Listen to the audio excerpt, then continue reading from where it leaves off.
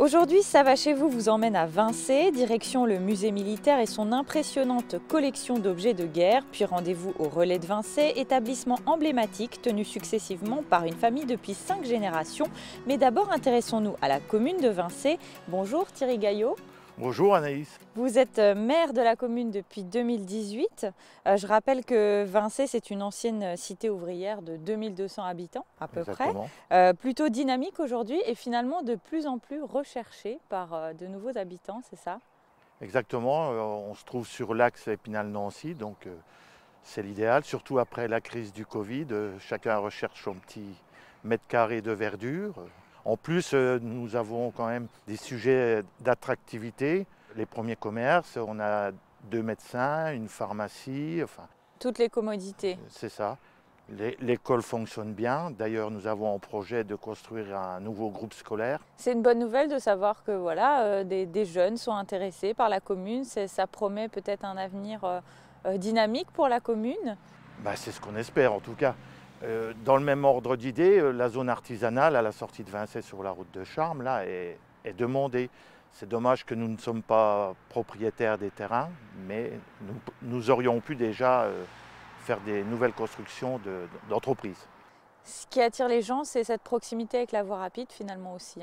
Oui, on est à côté de la 4 voies, de la voie de chemin de fer aussi, parce qu'on a encore une gare à Vincey, Vincey-Porcieux exactement.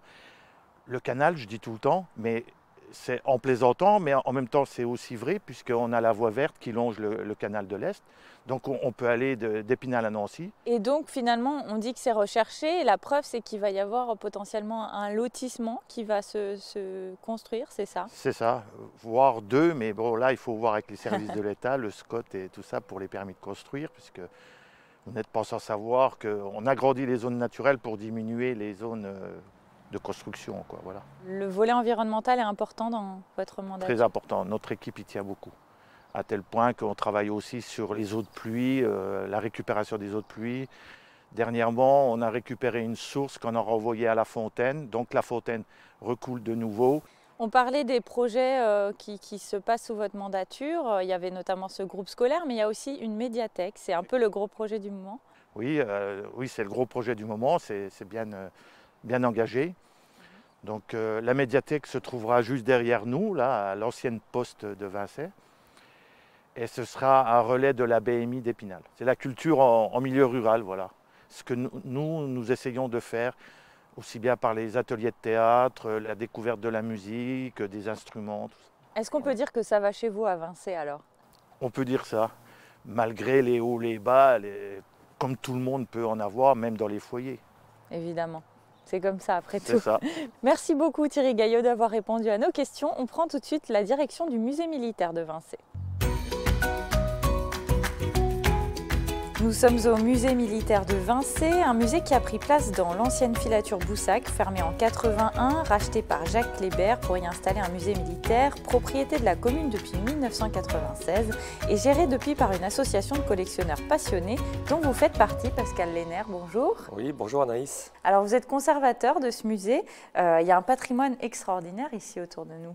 Oui, c'est assez énorme et d'ailleurs lorsque l'on organise des visites, les gens sont toujours extrêmement surpris de la quantité et de la qualité des pièces qu'ils découvrent à l'intérieur du musée. Quelle période est représentée alors ici? Alors on couvre les périodes qui vont, je dirais, de 1914 à 1962, même si on déborde un petit peu sur 1870, où on n'a pas énormément de matériel, plutôt des armes ou des choses comme ça. Et puis jusqu'à la première guerre du Golfe en 1991, avec quelques mannequins, quelques objets de cette période-là. Et comment elle est née cette passion chez vous alors? Alors en fait, moi, ça vient de mon grand-père. Mon grand-père était un ancien poilu de la Première Guerre mondiale et donc j'ai eu la chance d'avoir ce grand bonhomme qui a fait le conflit complet, c'est-à-dire qui s'est engagé en septembre 1914, parce qu'en août, il n'avait pas 18 ans, il s'est engagé en septembre 14. Et il est revenu en 1919 en ayant fait la bataille de Verdun et en étant parti dans les Dardanelles, les Balkans, enfin voilà. Donc il a voyagé, ce qui était assez incroyable pour l'époque, quoi. J'ai commencé, moi personnellement, comme Octave, mon collègue Octave Spinas, qui est avec moi, qui partage tout ici avec moi, qui m'aide justement à gérer ce musée. En fait, on a commencé tous les deux à peu près au même âge, vers 8 ans. Et à l'époque où on a commencé, puisque ça remonte, j'ai 60 ans aujourd'hui, donc ça fait 52 ans que je commence à ramasser, que je collectionne ce genre d'objets.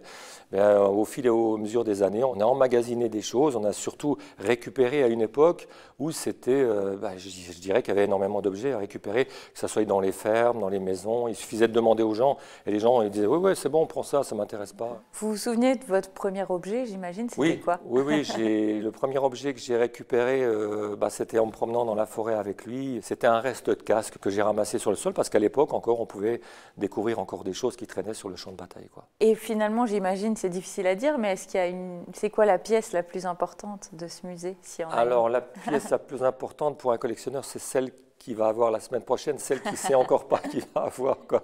Celle qui va peut-être trouver dans... Voilà, parce qu'en fait, quand vous êtes toujours en quête de quelque chose, il vous manque un objet pour compléter un uniforme ou quelque chose comme ça, vous le trouvez, que ce soit chez des marchands spécialisés ou par chance dans une brocante, malgré qu'aujourd'hui, ce soit difficile de trouver. Mais une fois que vous avez cette pièce, en fait, vous allez passer à autre chose et vous cherchez autre chose. Donc c'est forcément la pièce que vous n'avez encore pas qui est la plus importante. Il y a tout de même des objets qui font vraiment votre fierté, notamment le casque que vous avez devant vous. Oui, il y a de nombreux objets qui font notre fierté, que ce soit chez Octave ou moi. Et là, effectivement, je vous ai sorti ici ce matin le casque qui a appartenu à Guilmer. Guilmer qui a été abattu le 11 septembre 1917. Et donc ici, vous avez un casque qui a appartenu à Guilmer, parce que Guilmer a été stationné à 2 reprises dans la région. Il a survolé la région, il a combattu ici, et il décollait en fait d'Aslo. Et donc, il faisait partie de l'escadrille des Cigognes. Et dans l'escadrille des Cigognes, dans un combat aérien qu'il y a eu dans la région, il y a eu un de ses compagnons qui a été blessé dans un combat. Et...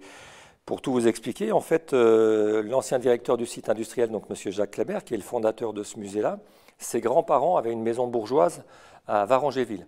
Et cette maison bourgeoise avait été réquisitionnée pendant la Première Guerre mondiale, en partie, la moitié de la maison avait été réquisitionnée, et transformée en hôpital militaire. Et donc, ce fameux pilote a été soigné donc, dans la maison de la famille Kléber. Et donc Guilmer venait régulièrement rendre visite à son compagnon. Et puis il a commencé à discuter avec la famille Kléber, il s'est assis à une table, ils ont commencé à goûter la Mirabelle de Lorraine, qu'il a appréciée apparemment. Et il a sympathisé avec cette famille-là et un jour, il a pris son casque, il l'a signé à l'intérieur, il l'a offert en fait à la famille Kléber. Et c'est vous qui l'avez récupéré. Et voilà, quand M. Kléber en 1996 a vendu le musée à la commune, j'ai en fait racheté le casque-là, M. Kléber, pour ma propre collection, quoi. Et il y a également un projet à venir, donc le projet d'une fresque pour marquer l'entrée du musée, c'est ça? Exactement. Donc on est dans un ancien site industriel avec une façade qui est aujourd'hui un petit peu austère. Et on a réussi à faire une démarche auprès du conseil régional qui nous a subventionné pour le projet d'une fresque qui va être réalisée donc d'ici à peu près un mois et demi, donc en devanture du musée où on pourra découvrir en fait sur cette fresque les différents conflits qui représente en fait le musée d'art militaire de Vinçay, quoi. Par une artiste locale. Alors c'est une artiste locale, enfin ce sont 2 femmes qui viennent du côté de Pont-à-Mousson. Alors rappelez-nous un petit peu les conditions de visite ici, c'est les week-ends, à quelle période de l'année? Alors on ouvre entre le 8 mai et le 11 novembre. On ouvre donc tous les vendredis, samedis et dimanches après-midi de 14h à 18h, mais on ouvre aussi en semaine pour les groupes de plus de 8 personnes. Très bien, on passe le message aux intéressés. Exactement. Merci beaucoup Pascal Lénère d'avoir répondu à nos questions. Anaïs. Direction tout de suite le relais de Vinçay. Rendez-vous enfin au relais de Vinçay, un des lieux emblématiques de la commune, successivement café, puis restaurant routier et plus récemment hôtel-restaurant. Victor Grimont, bonjour. Bonjour. Vous êtes aujourd'hui aux commandes des cuisines. Ouais. Ça fait 1 an et demi maintenant. Ouais. On peut dire que le relais de Vinçay, c'est une vraie affaire familiale qui s'est transmise de génération en génération. Racontez-nous un petit peu comment ça a commencé. Ça a commencé avec mes arrière-grands-parents qui ont réalisé un café ici. Ensuite, c'est ma grand-mère et mon grand-père qui ont fait un routier qui est devenu hôtel, qui était très populaire à l'époque. Et ensuite, c'est mon oncle, ma tante et mon père qui sont revenus et qui ont mis leur patte à l'édifice pour faire un hôtel-restaurant qui a aujourd'hui cette ampleur. Et aujourd'hui, nous, on est ici pour faire de la gastronomie locale avec mon cousin. Vous dites vous, c'est votre cousin Léo Toussaint. Vous avez décidé de vous mettre tous les deux ensemble. On a toujours été très proches l'un de l'autre. Donc c'était un peu une évidence de retourner à la maison, travailler ensemble et continuer l'histoire familiale. C'est un peu une vocation familiale, la cuisine. Oui, c'est un peu une vocation familiale, ouais. C'est un peu dans le sang, en fait, la cuisine ici. J'ai l'impression, ouais. Donc, vous êtes à la cuisine, lui, il est à la pâtisserie, c'est ça? Donc, chacun a son rôle. Moi, je m'occupe de toute la partie salée et lui, de toute la partie sucrée. Comme ça, on ne mélange pas les casseroles et tout, on s'entend à la perfection. Et puis, vous avez décidé de changer un petit peu, finalement, ce qui se faisait ici. On était plutôt dans la cuisine traditionnelle. Vous avez... Ouais, on faisait des très bonnes choses et on faisait les têtes de veau. On était populaire pour les têtes de veau, les escargots et tout ça. Et nous, on est arrivé, on a eu une nouvelle vision, une nouvelle version de la cuisine un peu locale. Donc, on utilise beaucoup de produits locaux, hein, que des poissons d'eau douce. On a des petits producteurs. Et ce qui est intéressant, c'est de voir que c'est très riche en produits, les Vosges, et qu'on peut s'éclater avec des petits produits très simples. Ramener de la modernité. C'est ça, on ramène de la modernité, de la créativité. Comment ça a été pris par voilà, vos parents, vos oncles et tantes, qui travaillent d'ailleurs toujours avec vous? Oui, ils sont toujours avec nous, on est tous ensemble. Ça a très bien été, ça a bien pris, hein. Même si au début, c'est sûr qu'il y a ce mélange de générations, où on doit tous s'habituer à travailler les uns aux autres, mais ça a très bien marché, et ça continue à très bien marcher. Vous fonctionnez avec 2 menus ici, c'est ça? C'est ça, ouais. Donc en fait, on a un petit menu qui change chaque semaine où voilà, on se fait plaisir, on fait de la créativité vraiment qu'avec des produits locaux. Et on a un plus grand menu où là, c'est vraiment plus sur des détails, vraiment sur des finesses de goût ou de la créativité, mais on change plutôt tous les mois. On est plus finalement aujourd'hui dans une cuisine gastronomique. Ouais. L'objectif, c'est d'avoir un jour une étoile, peut-être? Un jour, peut-être, ouais.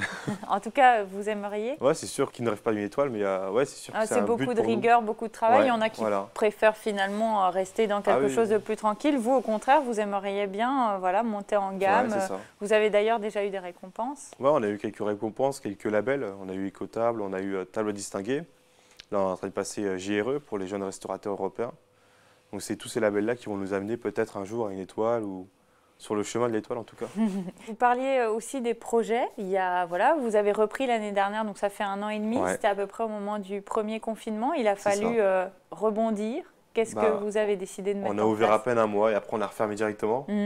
Donc on n'a pas fait grand-chose, hein. On n'a pas pu prouver ce qu'on pouvait faire. Donc on a fait du take-away, on s'est mis dans le take-away alors qu'on ne connaissait rien du tout. Alors take-away pour nos téléspectateurs. Take-away, c'est vente à emporter. D'accord. La vente à emporter de plats ou la livraison. On s'est lancé dans cette aventure qui était incroyable. Ça nous a ouvert l'esprit, ça nous a ouvert la créativité dans des boîtes en carton. On est arrivé à faire des choses superbes. Et ça, c'est quelque chose que vous avez fait pendant le confinement, que vous souhaitez pérenniser, ouais, c'est ça? C'est ça. Donc là, on va se lancer dans un nouveau projet encore, un food truck. Donc un food truck un peu gastronomique et local, toujours. Comme le restaurant, pareil, sauf que c'est le restaurant qui vient chez vous ou au travail ou sur les marchés. Vous avez d'ailleurs trouvé déjà votre véhicule? Oui, on a trouvé notre petite Titine. Et d'autres projets, les fameux dîners insolites, vous pouvez nous expliquer un peu en quoi ça va consister? Voilà, donc ça reste dans la thématique du food truck, hein, parce que ça sera avec le food truck, donc ça serait dans l'idée, on espère, pouvoir intégrer des musées et faire des visites de musées et pouvoir faire déguster nos convives en plein milieu du musée ou en plein milieu d'un... Des lieux qui sont bien éloignés du restaurant, l'idée voilà, c'est ça, c'est d'amener le restaurant. C'est vraiment d'être dans un endroit insolite.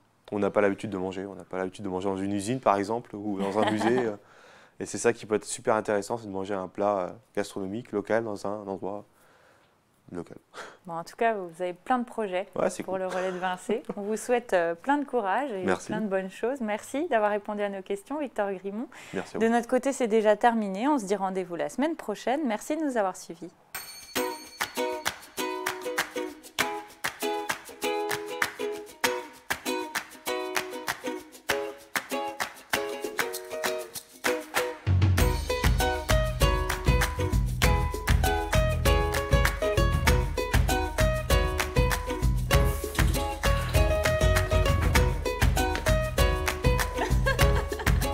On va montrer que Anaïs, elle sait pas manger.